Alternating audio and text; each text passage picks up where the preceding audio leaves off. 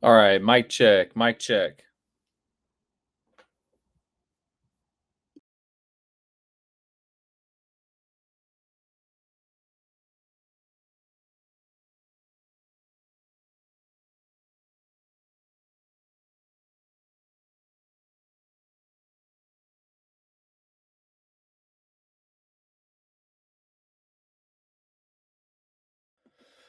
All right, looks like the mic's all good to go. Hello to everyone who is watching. Looks like we have a B-side match in Elite Singles for the 2025 9-ball championships. This is 10-ball because the Elite division plays 10-ball. We have Leo Violet versus Stan Tourangeau, or as the Americans would say, Stan Tourangeau. Stan is up 2-0. In a little bit of unfamiliar territory here, being on the B side so early. Stan is usually either in the hot seat or lost the hot seat and waiting for the B side finals. So, but nobody is more familiar or more seasoned or experienced to handle this. So, excited to sweat this. Everybody looks like we got about 11, 10 or 11 people in the chat. Why don't you hop in and let me know where you're watching from, what you got going on while you're watching this.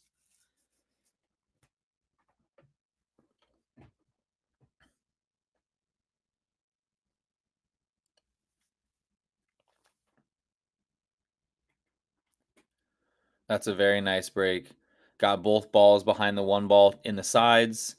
Cue ball popped and squatted. I believe he has enough to make this one ball. And it also appears that the 7 ball passes the 10 into the left side pocket. I don't really see any trouble here. I mean, honestly, really the shot that looks to be the most troublesome, and that's probably not even the right word, the most touchy, is the 1 to the 2, because you want to get high enough on the 2 for this right pocket. So you're going to be coming through this line, which means you're coming at the 3. So potentially risk hooking yourself on the 3 or being jacked up over 3. Yeah, see, he doesn't even want to mess with it. He's thinking about potentially drawing or stun drawing 2 rails around for the 2 in the same pocket. He really doesn't want to mess with that 3 ball, or maybe he doesn't have the full 1 ball to shoot. It looks like, to me, like he does, but obviously it's deceiving. Oh, he's grabbing the short stick. Kingston, Oklahoma. What's up, Edward Terry? Thanks for coming in the chat. You sweating anybody in particular in this event, or are you just a pool lover and this happens to be something that's on and available to watch? What brings you to the stream? Oh, okay. Transplant from Walla Walla. That makes a lot of sense. Well, thanks for joining us here. We've gotten the chat up to about 20 people now. No surprise. Jimmy Buckets, what's up, man? Glad to have you in the chat. So you're not at BCA. I assume that means that you might have gotten the surgery scheduled. If you did, I hope all went well and hope you a speedy recovery. He's a huge favorite to make this shot right here.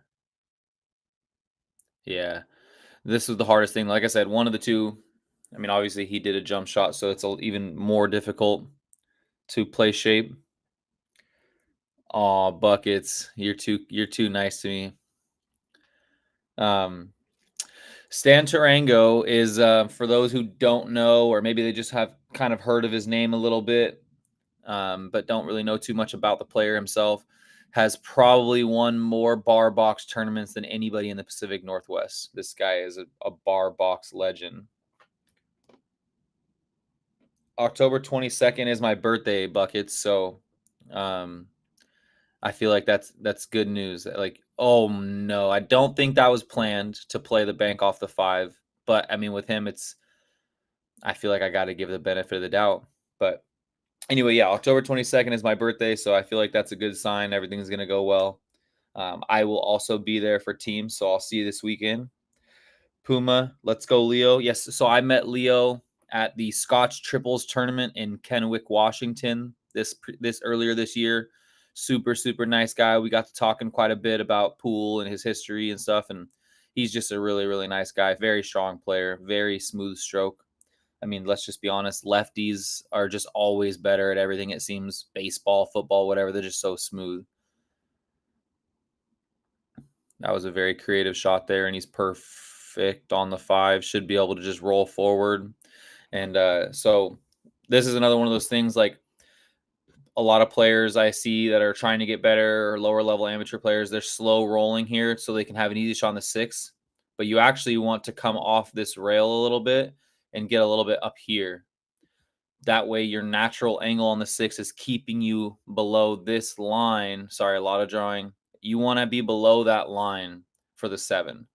So if you get on the wrong side of the 6 because you're trying to make sure you have a nice, easy, straight in shot on the for the 6, you're getting yourself out of line on the 7. Always try to plan 2 or 3 balls ahead.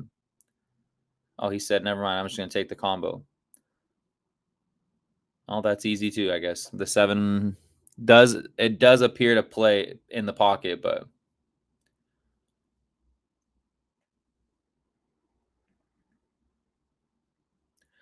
and just like that, we have 3-0 with Leo's break.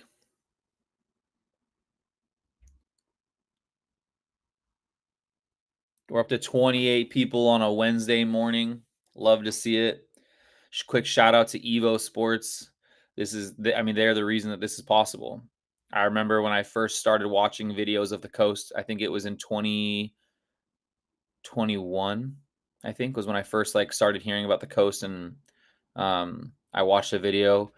I watched Alex Brown get second in the gold singles, and I watched Summerfield win platinum singles like the next year or the next event or whatever. And it was basically just the 2 tables that they had streaming.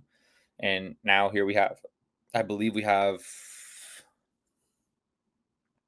8 tables streaming, maybe more. So it's just really cool. A lot of this has to do with EvoSports and the vision that they had and what the work that they're putting in right now. Patrick Nix, co-founder of EvoSports, is in Florida to help expand even more. It's just amazing what they're doing. And so everyone, when you see them, anyone from EvoSports, whether it's at the coast or out and about, just make sure to give them a thank you and tell them you appreciate what they're doing, because they're making this possible. To be able to watch the WBCA championships from Kingston, Oklahoma, or wherever you are, and the fact that I'm able to sit here at home and commentate on this match, it's all in due to them. So met Leo through his parents. That's cool. Oh no, the 4 ball just barely rimmed out, and it looks like he's going to give an opening that he needs that 2 ball to drop. Oh no. Yeah, this is probably not looking. You can see how he kind of grabbed his truck quickly as he walked away from the table. Not because Leo's like mad or a poor sport by any means, but he's a competitor. He's down 3-0. He's the underdog in the match by Fargo standings, and he just left a wide open table for the bar box champion, Stan the Man. So um,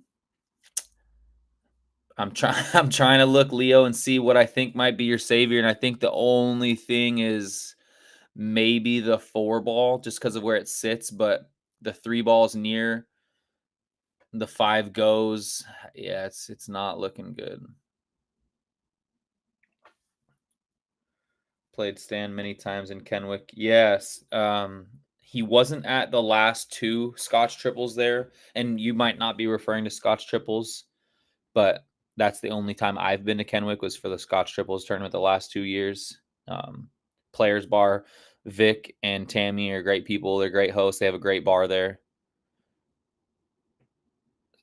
Really great little town. A lot of high players out there for how small population it is. So Stan here got a little bit funny on the 3 ball. He has a couple of options. He can bank the 3 and draw back. He can cut the 3 into the left-hand side and try to flirt with the 8-10. Looks like he's going a high ball. That looks like that's what he's doing. He's going to come through that gap. And he hit it really, really good. He's going to end up giving himself a little bit of angle. Yeah, he's perfect. He can just hit like a center ball and come up to about here. Stun out maybe. Get a little south of my circle.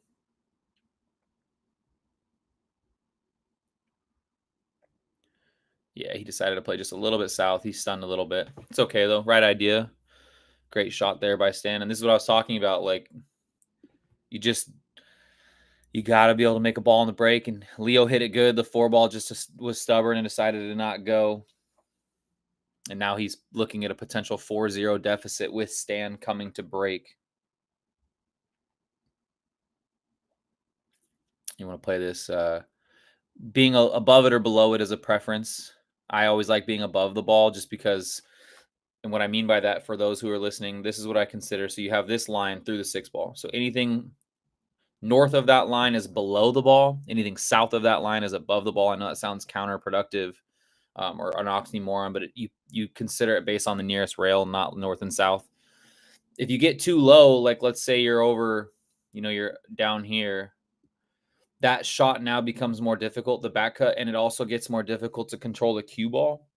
So if you're above the ball and you're going into the nearest rail after contact, it's much easier to control the speed. So that's why I always prefer to be above the ball. There's very few instances where I will be below. That's a personal preference. I know plenty of people, pros, who get below the ball. It, depending on where your next shot is, alters that decision. But like I said, it's so much easier to control the cue ball if you get like too steep of a cut when you're going into the nearest rail rather than away from the nearest rail. Leo was down 4-0 in his last match to Steve Lingelbach. Wow. That's strong for him to come back right there. I gotta let my cat out of the room. He's scratching and clawing. Give me 1 second, guys. Looks like Stan should be out here, so I'll be back for the next break.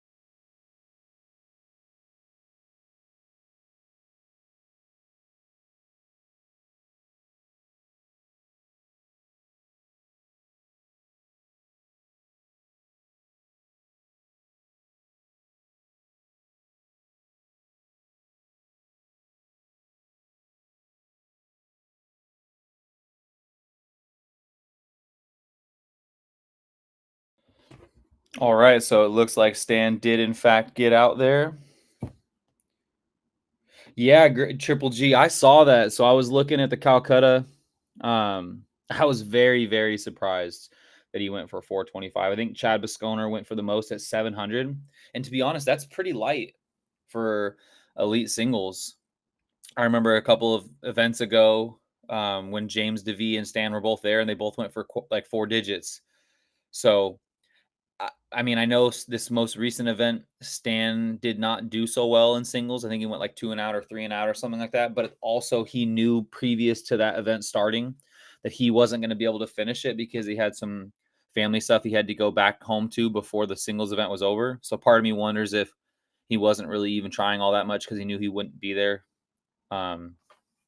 until he wasn't even going to be able to play deep into the tournament no matter what. So what's the point of trying your hardest, I guess. I don't know. It's all speculation by me, but maybe that was a deciding factor in him going for less in the Calcutta this year because it was not so great finish last year. Maybe not everybody knew those circumstances, but yeah, man, if you would have told me, hey, you could get Stan TOURANGEAU in the Calcutta for $450, I would have phoned in right then and there.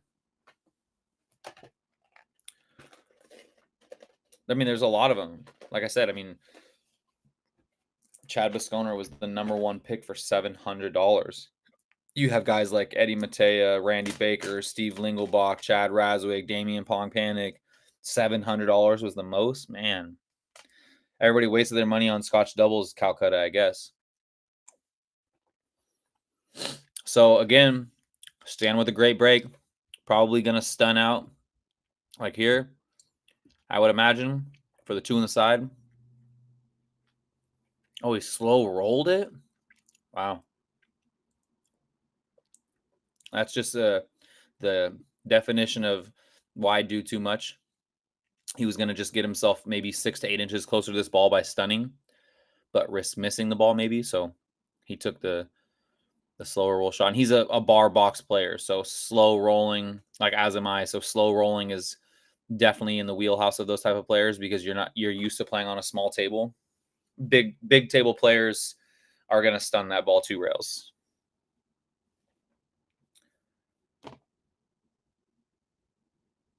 Had to bought him twice. Exactly.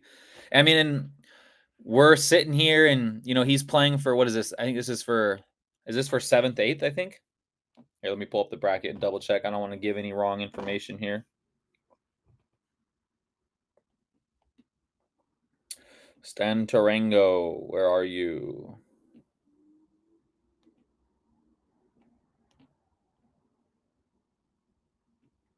Okay, so this is for, yes, seventh, eighth, which is probably not Calcutta money.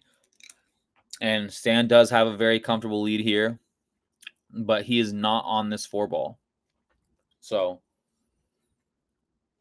if he can reach this, he would probably try to bank it 2 rails down. And here, down here. Like I would assume, try to miss the 5-ball. Sorry, that was not a great line. I think that's too touchy and risky, like stretched out like this, the cue ball being that close to the 4-ball. He's probably going to have to thin off the right side of this 4 and try to come down and use the 10-ball as a blocker. But you have to be really careful because you do not want to let this 4 get too close to the pocket.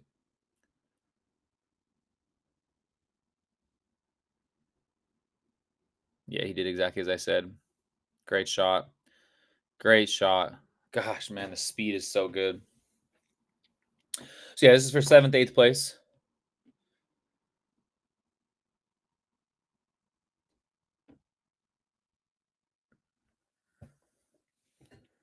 Sandro, hey, welcome to the stream.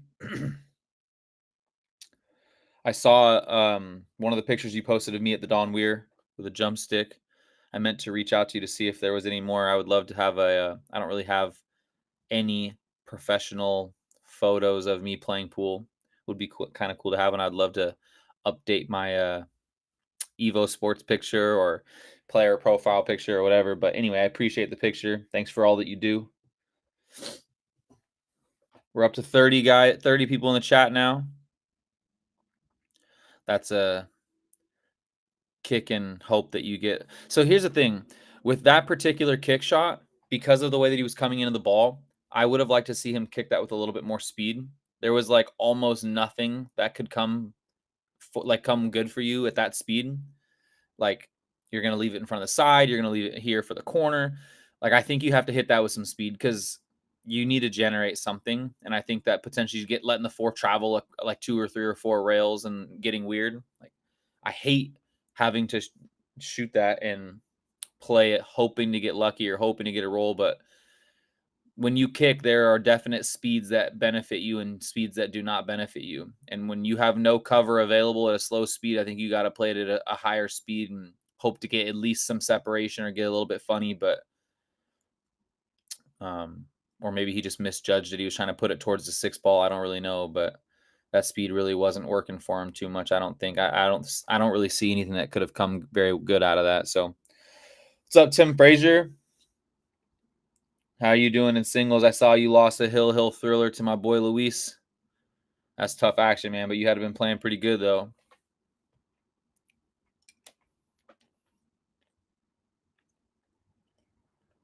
All right, 5-0.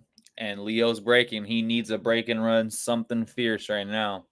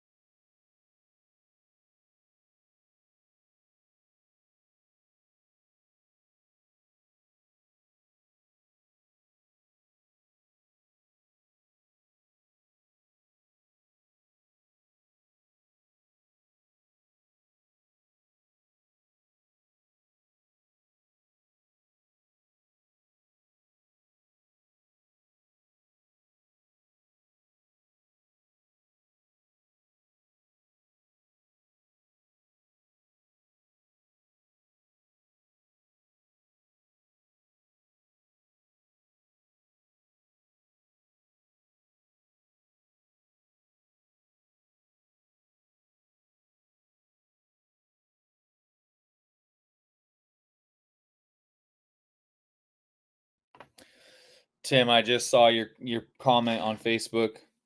His breaks, yeah, and you just put it in the chat too. His breaks are brutal. Yeah, I mean, I've been playing with Luis for a long time. He has a monster break. Doesn't matter the game, 8 ball, 9 ball, 10 ball, does not matter. You do not want to see that guy breaking. Um, but I think I heard, if I remember correctly, I think he said you had him like 4-0 or something. So you obviously were playing really strong. And as someone told me recently, someone has to come back from the B side to face the finals. So nothing saying it can't be you. Just keep your head up, keep playing strong, making smart decisions, and let your game handle the rest. Good luck to you, sir, on the B side. Okay, so Leo is at the table. That's the most important thing right now. He does not have a break and run available. Even if he started to get froggy and bank this one, it's extremely low percentage. The only thing that's hopeful for Leo right now is that 3 ball. Like if for some reason he doesn't hit this safety, the 3 is very unlikely, is putting the table in an unlikely position to be ran out. So he should get another look at the table. However, Stan will likely lock him up. So Leo needs to gain control of this table. He needs to play an effective safe here so that he can hopefully get ball in hand and get to the 3 ball first so he can play the safety. Because, I mean, even the 4 ball doesn't go. It's just, man, this table is not fun right now. Get on that 4 ball, on that 8 ball. Great shot. Great shot, Leo. So normally I'd say you're walking away from the table hoping to get ball in hand. What's up, Patrick Nix? We just got done talking about you, what you're doing over there in Florida, expand EvoSports. Thank you for all that you guys do. And thank you for providing this platform for guys like me to sit at home and provide commentary to all of these pool nuts like myself. And we have a guy in here that's currently in Oklahoma watching. So just everything you guys do for the pool community, man, we really appreciate it. What I was going to say, though, is that Stan is one of the few people who is probably a favorite to hit this ball, even though he's in jail. He came with a crazy kick last year against my friend and teammate Martin Chavez, who put him in jail, and he 4-rail kicked it in.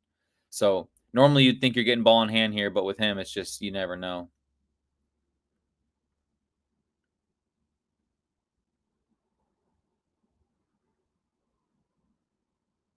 Looks like he missed it, and he broke open the 3. Okay, so that is important for Leo. So, however, like I mentioned earlier, the 4 ball does not seem to be available.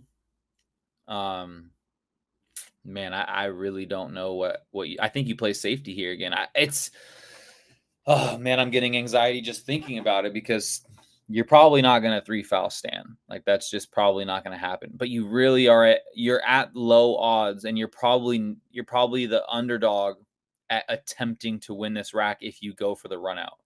Meaning, what I mean by that is that there's racks that come up fairly often where the player that attacks the rack, even if it seems to be open, sometimes is at the disadvantage because you're going to clear up just enough to get yourself in trouble, and then you don't execute a safe or you get wrong position, and next thing you know, you've left your opponent 4 or 5 balls. So yeah, I'm really curious to see what Leo's got going on here, and by the amount of time that he's taking with ball in hand right now, leads me to believe that he's thinking a lot of what I was just referring to. Is like he doesn't really want to be the one to attack this table, but he also knows that he's probably not a favorite to get a 3 foul against Stan. So this is tough action right here. I'm really curious to see what Leo's going to do.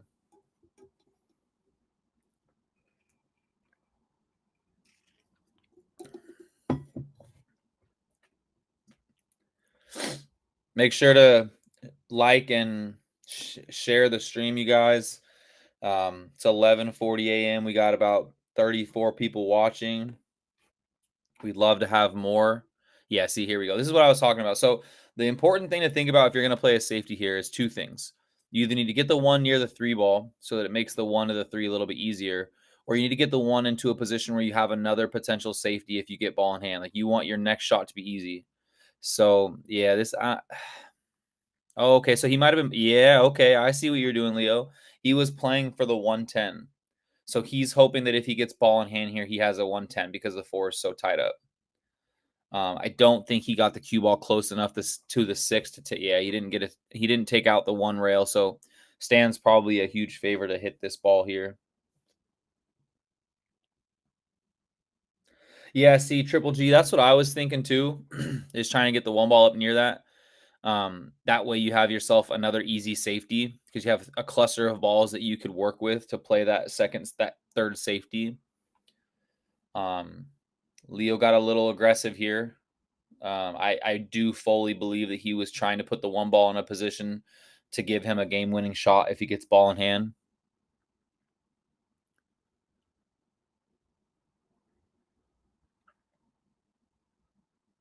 He did get ball in hand. Let's see if he takes it on. Wow. And now he's got to take it on. The 4 did open up a little bit, but that's where the 3 is and where the 9 is. Like, there's no path to get to that short side of that ball. So, yeah, Triple G, I agree. So, I think the only reason that I would not like to move the 4, let's say he put the 1 up table by the 4. Like, if you mess with the 4 too much, your window for the 3 is so small. Like, you'd hate to bump the 4 while playing the 1 ball and then have no shot or a jump shot on the 3, and now you just open up the table for Stan. So, um, that because I was thinking the same thing. Like, that's what you try to better position the 4 with ball in hand, but the 3 is just so narrow of a window. No matter how you get on it, I don't love trying to play position for the 3 while also breaking out the 4 ball. Yeah, you could play this with top spin and try to put the cue ball beneath the 9, so if he misses, he potentially can get safe again. But he was going all out on the make, and he was high percentage to make that. So, all right, 5-1. He needs to sit in that chair and pray or whatever it is that he does that he gets a look here from Stan, because if Stan gets the hill up 6-1, that's you're you're a real underdog at that point in alternate break bar box to win 6 straight games. So he'd like to get this game here and then have the opportunity to break and run and try to apply some pressure.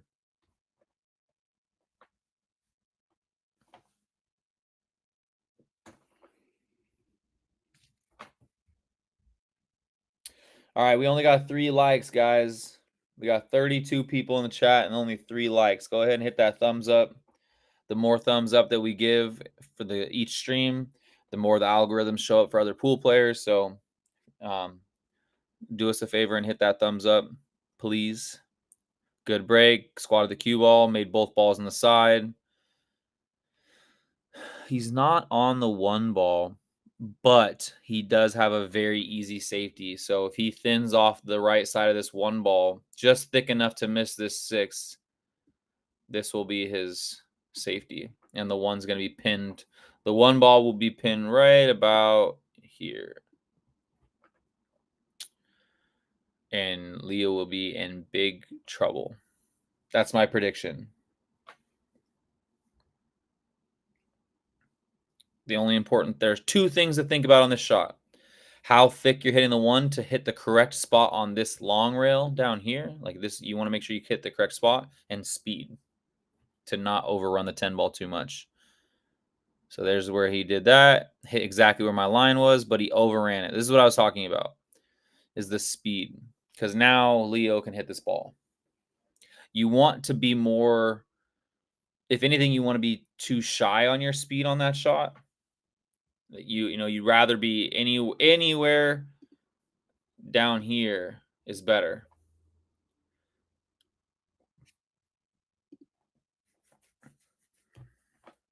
Not that that was a bad shot nor an easy shot, but that's why I mentioned the speed is important, because he potentially has this combo.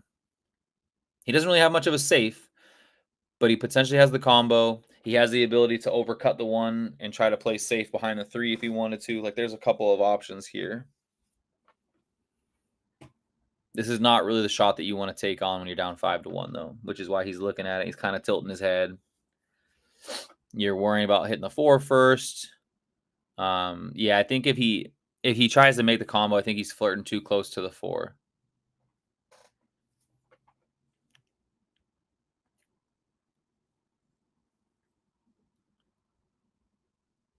Oh, yeah.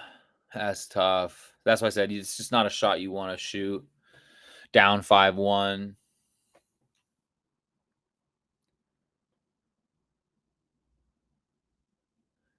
That's a tough spot, Leo.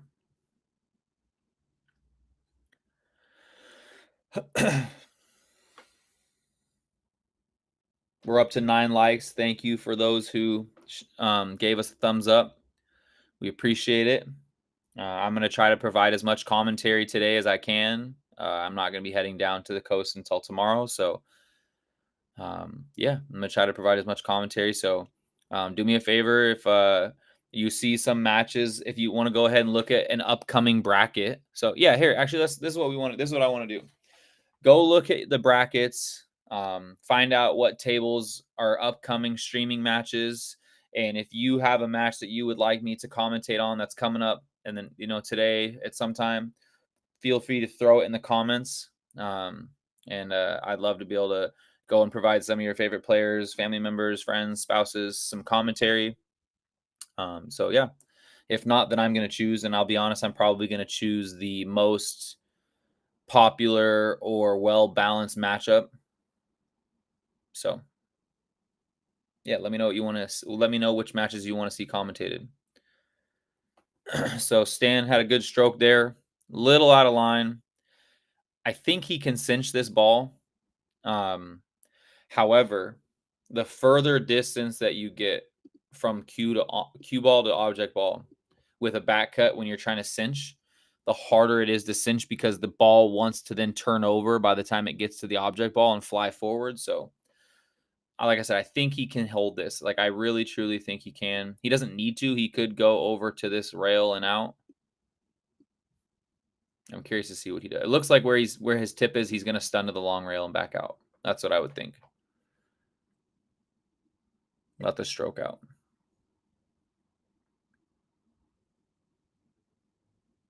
Oh, he went forward. He's playing the 6 on the side. Wow, that's not really what I would have done, but he's definitely better than me. So, yeah, Stan's sponsored player by EvoSports. That's why you see the EvoSports logo and his name on the back of that jersey there. It's a mutually beneficial sponsorship, if you ask me. Stan is one of those guys who plays in what seems like every tournament all the time and is cashing in way more than he's not. So it's good for EvoSports because they're getting marketing for their company, and it's beneficial for Stan because I'm sure they help out with certain things, so maybe some costs for some certain tournaments or gas money or whatever. Plus, he's just a nice guy, and even if he was getting nothing out of it, I don't think he would hesitate to help them out by wearing their stuff. Well, this was the scenario in which I was hoping that Leo was hoping to avoid.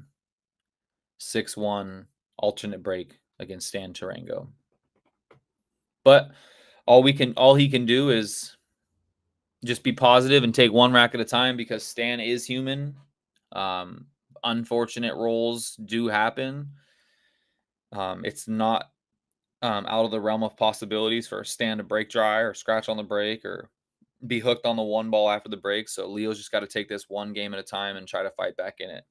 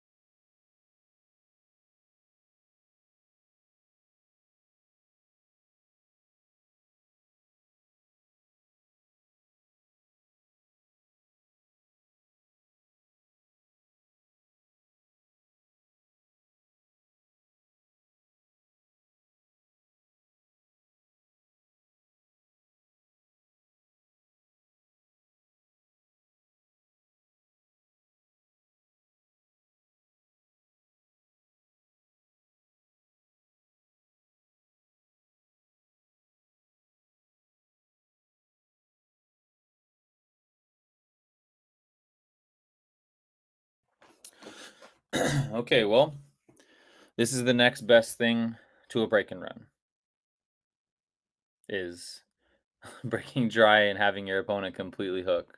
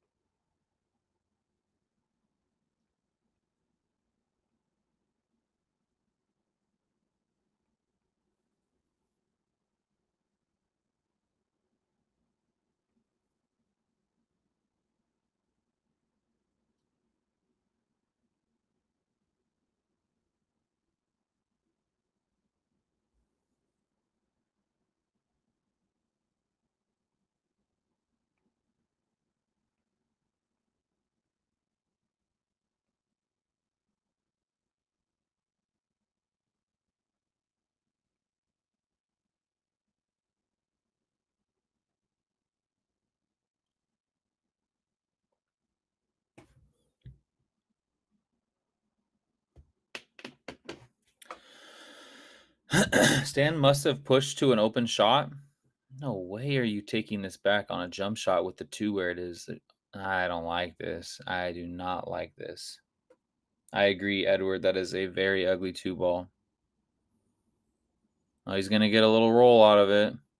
No, he's not. Yeah, see, I think that it's really difficult to be in Leo's position right now. You don't want to give the table back to Stan, but if you have to jump and the 2 ball is as ugly as it was, I think you give that back. I think you have to give that back.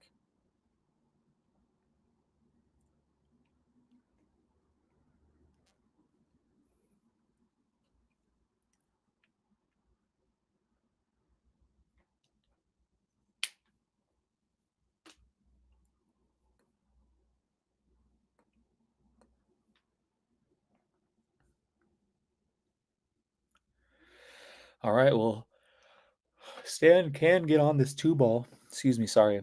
I think it passes the 5. Oh, he kicked and sticked. Yeah, that's a good shot. He hopes it doesn't get next to that 8 ball. I think Leo has a jump carom available. He does. He does, he does, he does. And he'll be hitting the 1 ball thin enough to where he shouldn't lose the 1 ball like way all over the table. I think he's got to play the jump carom.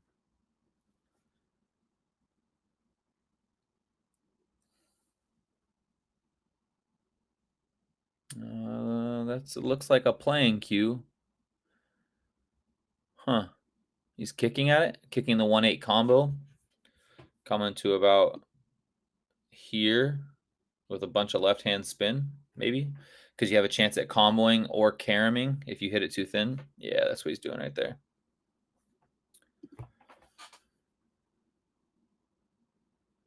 I don't hate this. Kicking is obviously a little bit more controlled speed wise. If you have a lot of things that can come good. If you hit the 1 full, you can hit the combo. If you hit the 1 underneath the rail, you can come from behind and combo the 8 in. And if you hit the 1 on the top side, you have the carom. There's a lot of things that can go good here.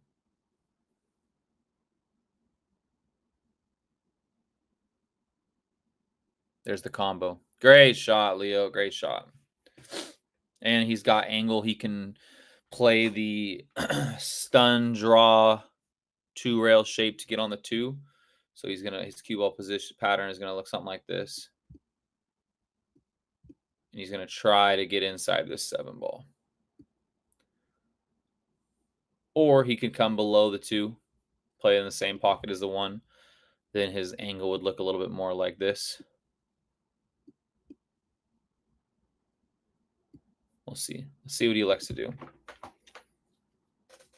The first shot is really touchy because you want to try to get as deep into this rail as you can. This rail, you want to get as deep into that rail as you can so that you're coming out at a narrower angle. It's always really scary to do that shot because if you get too much into the cue ball, you're scratching. So it looks like he's going to play for underneath the 2 ball. Yeah, same pocket.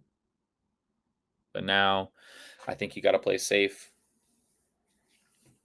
This shot is the shot that I like to play. You come thick off the 2 ball so that it allows you to apply some spin and come back into this area. Send the 2 ball up into this area up here. He called the cut? Oh, man, I just don't like this. The 2 ball's too close to the rail.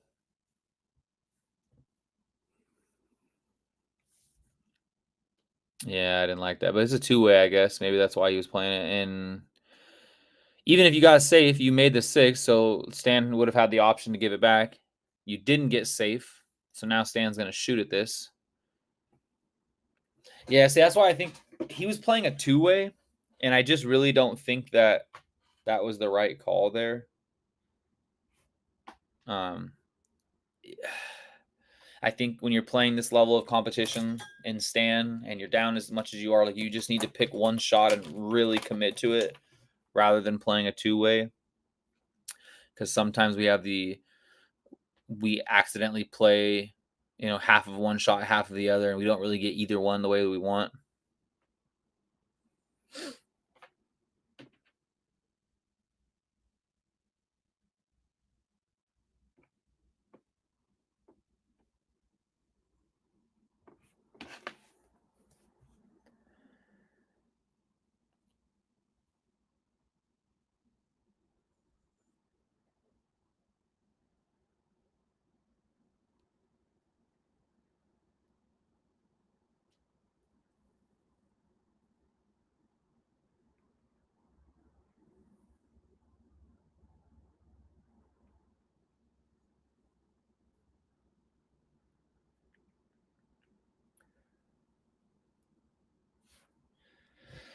Well, he got perfect. He should be able to roll forward about 8 inches, have the 4, draw straight back, play the 5. The only thing here is he's got to get, excuse me, gosh, sorry, the 7 to the 9 can be tricky. That's really the only shot that I see here that can cause him some fits. Yeah, perfect. Actually, I apologize. That is not perfect. He rolled a little too far, which is justifiable because if you didn't roll far enough, you're hooked. So you'd rather roll a little too far than under roll it. But now he's going to be drawing into the 10 ball, which is going to leave him a thin cut on the 5. That's why he's sitting back there. He kind of did like a big sigh. And he's looking at this, trying to see how he can maneuver this to get on the 5 ball. Can't go forward, you'll hit the 9. You go back, you're going to hit the 10. If you're going to go back, you just have to hit it with enough power that even after the 10, you go backwards so you have a shot on the 5. Or just do that. And I think the 7 still goes in the corner. If not, he should be able to cinch draw down the left long rail to about there for the 7 in the side.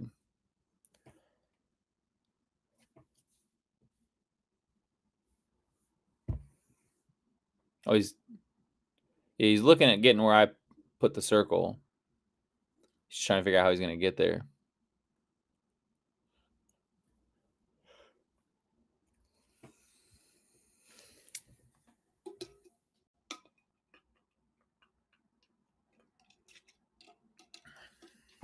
Let's see what he does.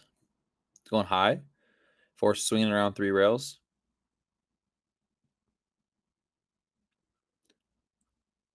Oh, goodness. He hit that so well. I don't know if you saw how the cue ball jumped off the 5 because his angle was pretty flat. So he kind of hopped that cue ball, like stunned it to create a little bit more angle so that the spin would shoot off that second rail. Tim, I don't think so. So you'll have to remind me to show you. Not that I don't think that you know, but I'll demonstrate a shot where you'll never guess that it can be executed that way. When you have angle, you can hit the ball really, really, really thick with a lot of outside spin to throw the ball to the pocket. And if you hit it and you stroke it correctly, it can hold that angle for you.